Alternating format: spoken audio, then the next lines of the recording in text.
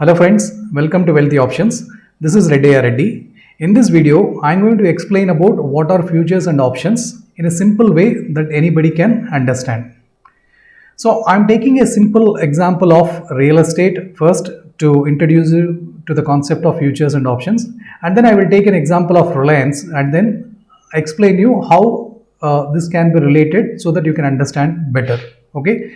Now, why real estate? Because real estate is something I believe most of us are familiar with, in terms of buying a property or selling a property. So now let's get into this example.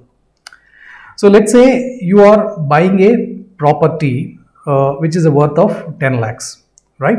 So generally there are three ways how one can buy a property. Let's say you like the property and you have a full cash to go and pay in one stretch and want to get the property registered on your name. So generally, the buyer agrees with the seller, like the buyer ready to pay the full amount and seller is supposed to do the registration of the property on the buyer name. So this is called as a direct registration. The similar word for in stock market, for example, if somebody likes a stock and they want to buy that particular stock shares, right? So they will pay a full amount and then take a delivery of the stocks. So in stock market, it is called as a cash market. Okay. In real estate, it's called as a direct registration. Then there is a second way. So some people, though they like the property, they want to buy it. So generally, most of the people, so they buy probably a 25% or 30% of the amount as a agreement of a sale, right? So when I say agreement of a sale, so what happens is, the buyer, pays around 25% of the property value and gets into the agreement with the seller, saying that the remaining 75% he will pay maybe after 2 months or 3 months, whichever the duration, which is agreed by both buyer and seller. So let's say 3 months in this example. So the buyer pays 25% upfront and he agrees to pay remaining 75% of the capital after 3 months, right? And then they get into a legal document or legal agreement called agreement of sale, right? So this is called agreement of sale. The stock market equivalent for this is a forward contract or futures contract. So the difference between the forward contracts and the futures contracts are simple. In forward contracts, in generally, the terms and conditions will be different for each and every property and each and every buyer and seller. But in futures contract, so they are all standardized. Like the measurement of the property will be common and the duration will be common. So for ease of understanding, let's say it is a futures contract, because in any way in Indian stock market, we always trade futures and options only. So the stock market equivalent of agreement for sale in real estate is a futures contract. So in futures contract, so if somebody wants to buy a lot of stocks, so what they do is they pay a margin amount, which could be anywhere from 20%, 30%. It changes depending on a stock to stock. So they pay a margin amount upfront and then agrees to pay the remaining amount after a 1 month or 2 months or 3 months, depending on which contract they are buying, and they will hold and at the end of the duration, the buyer will pay the remaining amount, take a delivery of the stocks, right? So this is the second way. Now there is a third way. While buying a property, there is something called the token advance, or in some places they call it as a initial registration fee, or to block the property. So in this token advance, generally what happens is, if somebody want to buy a 10 lakhs property, so they will probably pay around 20,000 or 10,000 or 30,000, whatever is agreed between buyers and sellers, and block the property, and promising that so within the next 10 days they will go for agreement, or after a 1 month they will go for a registration. So this is what happens in a token advance. This is basically blocking the property. So in real estate case, generally this will not be in a legal document, but however the buyer gets a receipt from the seller saying that so and so person has paid, let's say in this example, 20,000 to block the property, and it will also contain probably within the next 10 days you have to pay an agreement amount or a registration amount. A similar transaction in stock market is called as getting into the options contract, right? So options are generally, there are two types. One is call option, other one is the put option. So what is call option, what is put option, I will explain in detail in my next video. But now to understand this overall options contract better, so in real estate you are paying a small amount as a token advance to block the property. Similarly, in stock market you can pay a small amount which is called as a options premium. So in this example you will buy a call option by paying a small premium and get a right to buy a whatever the share, whatever the shares you want to buy at a predefined price that is agreed with the seller and at a predefined time. So this is called the options contract. Now let's say, so in this case, let's say when your property is appreciated by so 25 percentage. So there is, let's say when there is a big project announced next to your project, or a IT company is starting up a big their office next to your property, and let's say when your property is appreciated by 25 percentage in the next let's say in 1 week or 10 days time.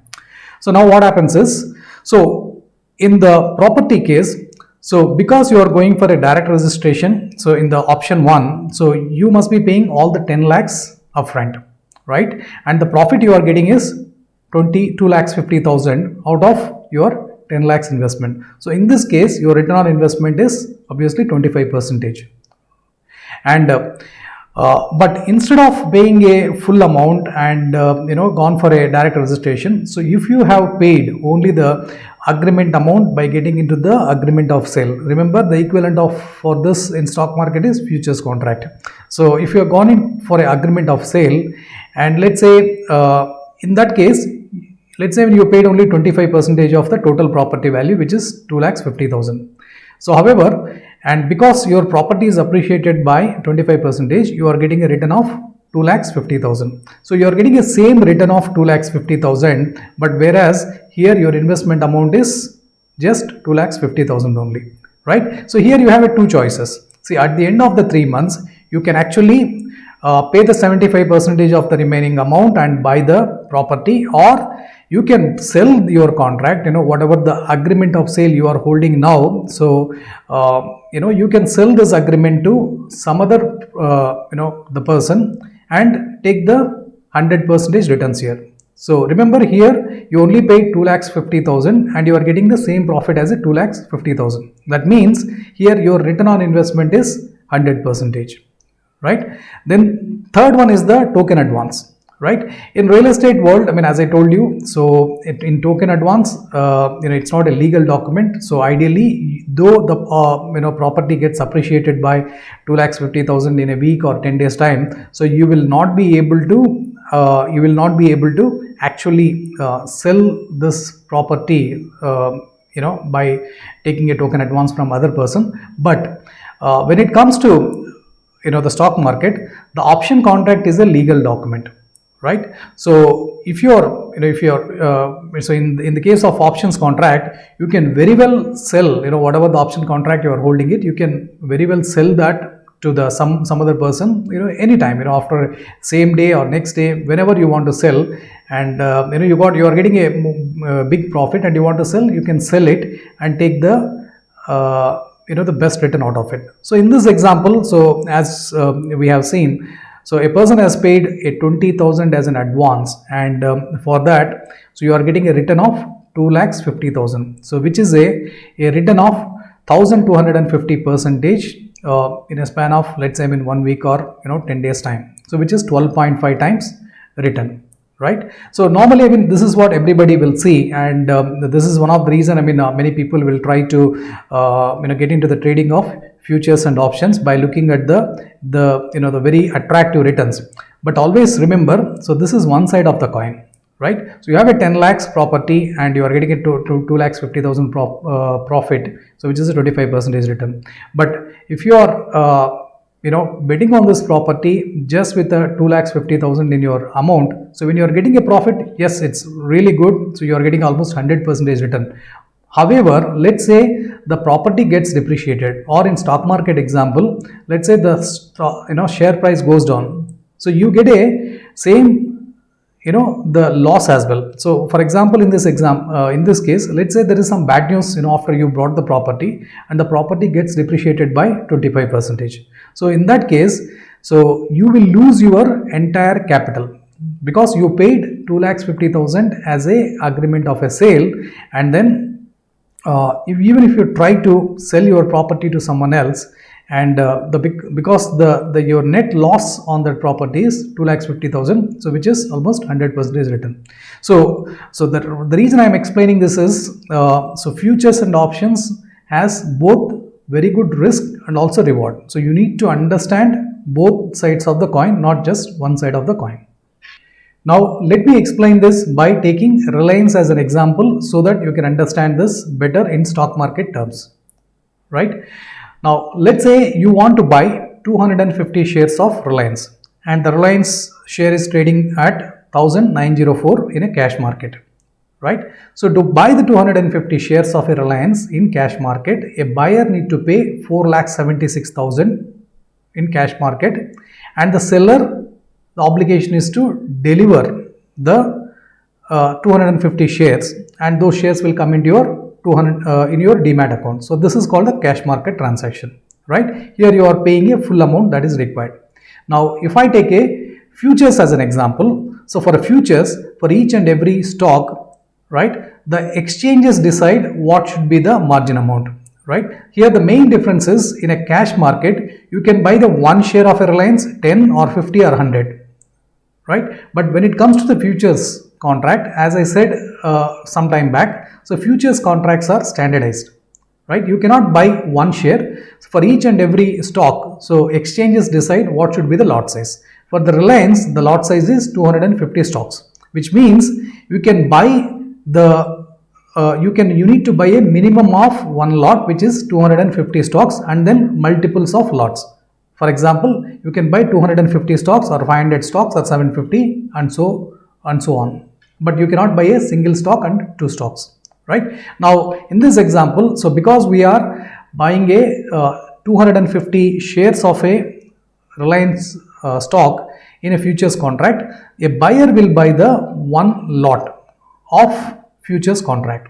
So to buy a one lot of futures Reliance contract, the amount required, so which is called as a margin money. So margin amount required is so about 1,10,000, right? And here, as you see, the price in the futures, it's around 1 rupee higher than the cash market. So in general, the futures price will be slightly higher than the cash price, because in futures you are not actually paying the full amount, so you are only paying the margin amount. That is one of the reason. And second thing is, in generally, when the markets are in uptrend, so when they are bullish, so the futures price will be slightly higher than the cash market price, which is called the futures is trading with a premium.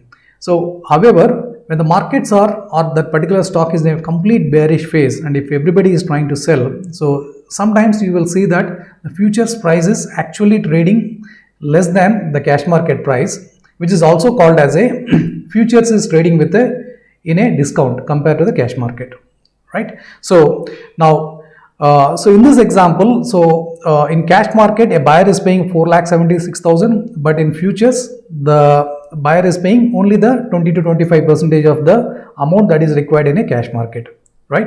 Now the third option, as I told you, buying a options. So in this case the buyer will buy the call option. So by buying a one call option contract, again the call option contracts, you cannot buy the shares in as a one share or two shares, it should be a one lot, right? The lot size for the futures and also the options is same. So here because in this example we want to buy 250 shares of a Reliance, so here the buyer will buy a one call option contract, and by paying a premium of 25 rupees. When I say 25 rupees, it's a 25 rupees per share. So in one lot you have a 250 shares, so 250 rupees into 250 quantity into 25 rupees becomes a 6,250.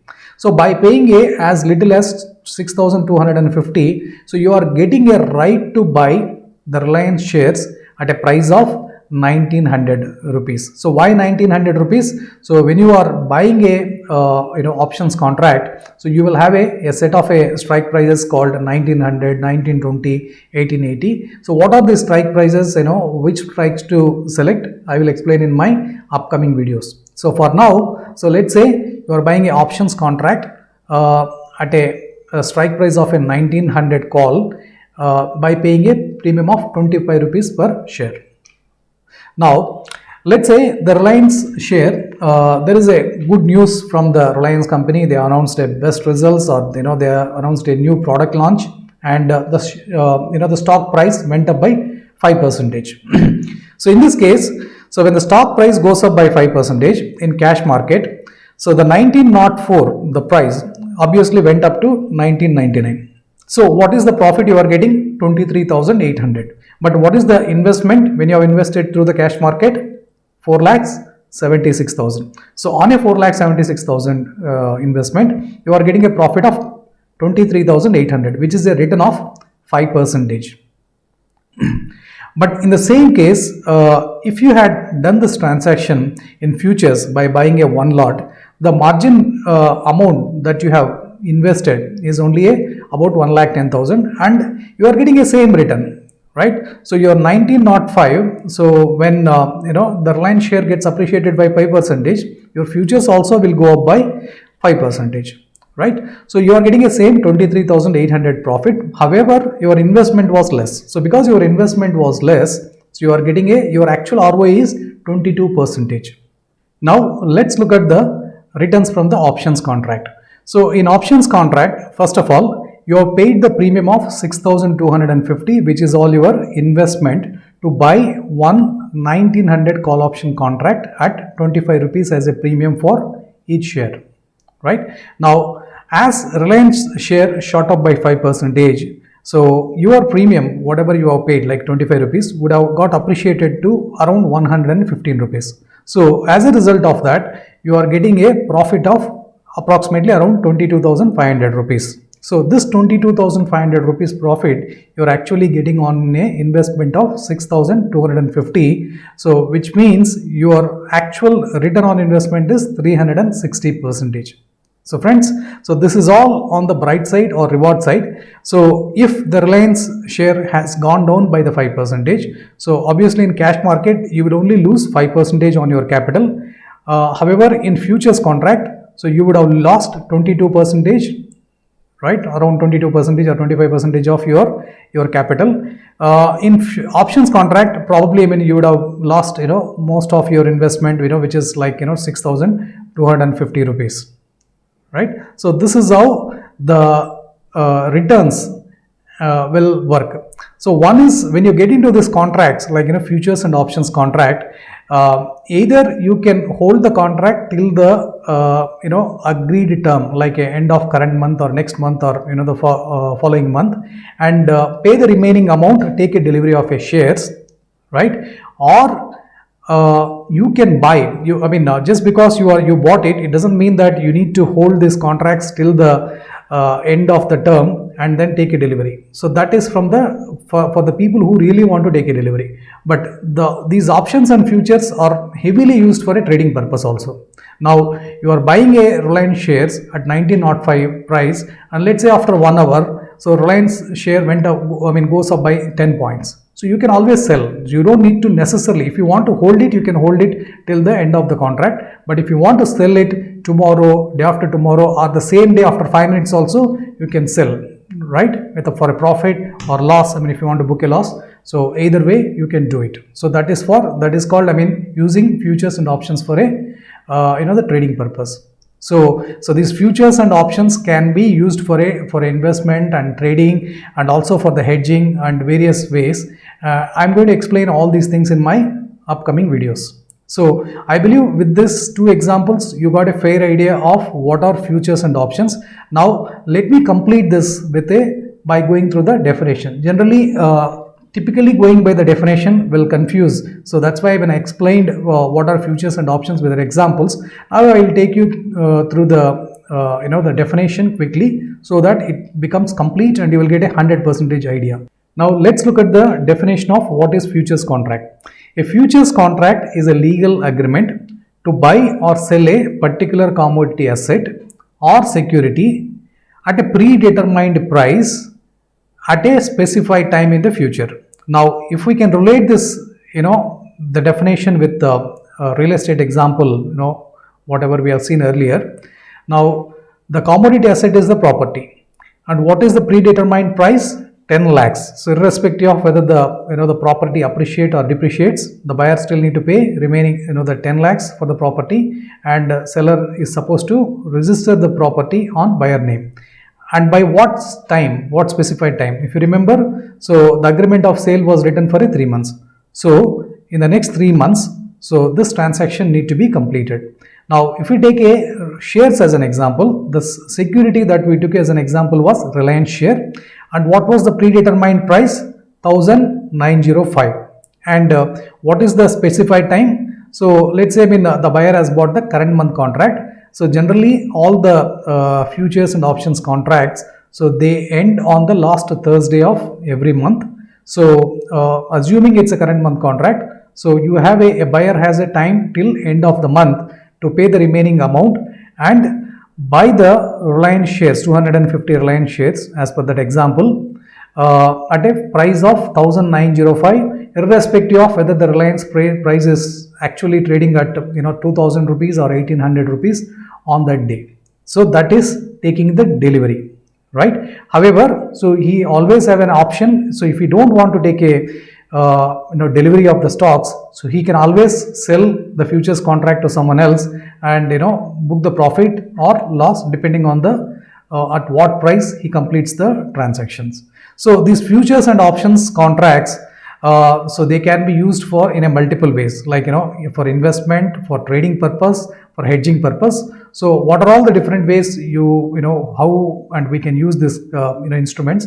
I will explain it in my upcoming videos. Now, to explain this further, so the buyer of a futures contract is taking a obligation to buy and receive the underlying asset when the futures contract expires. So as I said, so the buyer has a obligation. Remember this word obligation. So because when it comes to the options, so buyer will not have obligation. He will have only right. I will explain that when we are going to look at the options contract. So in futures contract, so the buyer has obligation to buy, and receive the underlying asset. So if I take a Reliance example, so he need to pay the remaining amount and take a delivery of a Reliance shares before the when the futures contract expires. Now obviously this is applicable if the buyer wants to take a delivery. So as I just said, if he just want to book a profit and loss and exit the contract, he can sell that contract to someone else, right? And the seller of the futures contract is taking on the obligation to provide and deliver the underlying asset at expiration date. So obviously the buyer has an obligation to pay the remaining amount and the seller has an obligation to deliver the stocks, right, at an agreed price. So this is the definition of futures contract. Now let's look at the definition of options contract. So an options contract offers the buyer the opportunity to buy or sell depending on the type of contract, a contract they hold, the underlying asset. So unlike futures, the holder is not required to buy or sell the asset if they choose not to, right? So as I said earlier, so options contracts are two different types, call options and put options. I will explain in detail what is call option and put option in a separate videos. But now understand the main difference.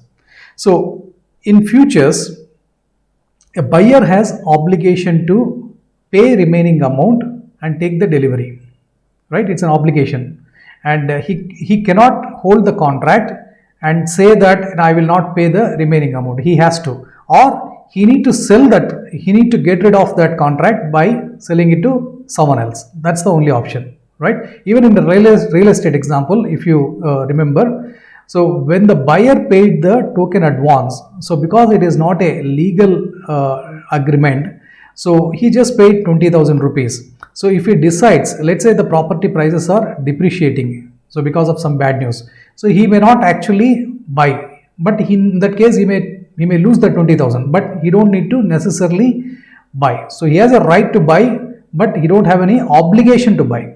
But when he gets into the futures contract, or in the real estate example, it's agreement of a sale. So he, at the end of a 3 months, he need to pay the remaining amount to the seller and get the property registered on his name. Or the other option is he need to sell his property to someone else and transfer his agreement of a sale to someone else, right? So similarly, when it comes to the futures, so when you buy a Reliance shares, 250 shares, or in other words, in one contract, okay, at 1905 price, if you want to take a delivery, you have an obligation to buy the Reliance shares at 1905 before the contract ends, and the seller has a obligation to deliver that stocks.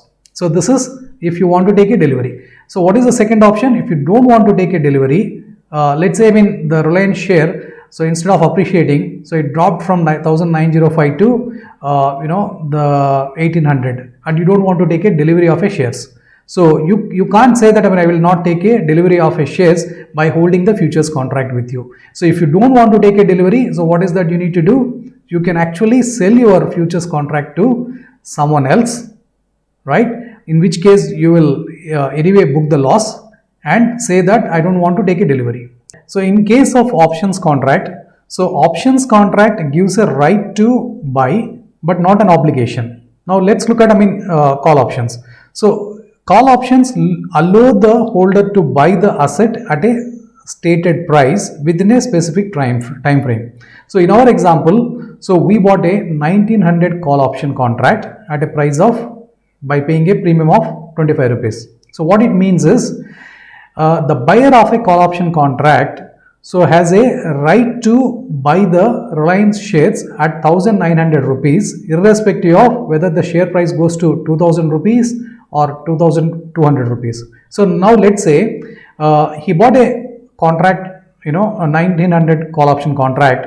So by end of this month, Reliance share actually went to 2000 rupees. So but because he bought this contract, call option contract at a strike price of 1900, and because he paid the premium of 6250, the seller has an obligation of actually selling the Reliance shares to the buyer at 1900 rupees. Though the Reliance share is actually trading at 2000 rupees after a month, because you paid a premium and blocked the shares in the form of a call option contract, you have every right to buy the shares at 1900 rupees only instead of at a current trading price of a 2000 rupees. So that's the power of a call option contract. Let's say the buyer do not want to take a delivery of a shares. So in case of a futures contract, either you need to sell your futures contract to someone else, or if you are holding it, you have an obligation to take a delivery by paying a remaining amount. But when it comes to the options, and in this example call option, so you have a right but not obligation. So what I mean by that is, so let's say you bought a 1900 call option contract, but the Reliance share price, instead of appreciating, it is depreciated to 1800 rupees, right? Now obviously the question is, so why do I want to buy a Reliance share at 1900 rupees, okay, when it is actually trading in the cash market for 1800 rupees? So in that case, you don't have a obligation to buy. You can choose not to buy. You can still hold the contract and you can choose not to buy the Reliance shares at 1900 rupees. The only thing what you lose is, so the premium, whatever the premium you have paid in the form of as a premium, that is 6250 rupees. So that is something you lose it, right? So that is why, so these options contracts gives a multiple options for the buyers, right? So very important thing is, you have a right to buy or right to sell, but you don't have any obligation. Now let's similarly look at the definition of a put options. So basically, put options allow the holder to sell the asset at a stated price within a specified time frame. So as a buyer, so you bought a contract at a at a particular strike, and you have a right to buy the share at a same price. So put options are, if you are holding a, let's say you are already holding a share and you want to sell that shares at a specified price, by buying a put option contract. So when you buy a put option contract, it gives a right for you to sell at a price wherever you decide, whichever the strike you decide, right? Anyway, so I will explain in detail about what is call option and put option in my future videos, and how those contracts can be used it for a multiple purposes. With this, I believe you got a good understanding of what are futures and options. Please like and share this video with your friends if you found this video useful and informative. And also don't forget to subscribe to my channel and click the bell icon so that you will not miss my next video. Thank you for watching. Goodbye.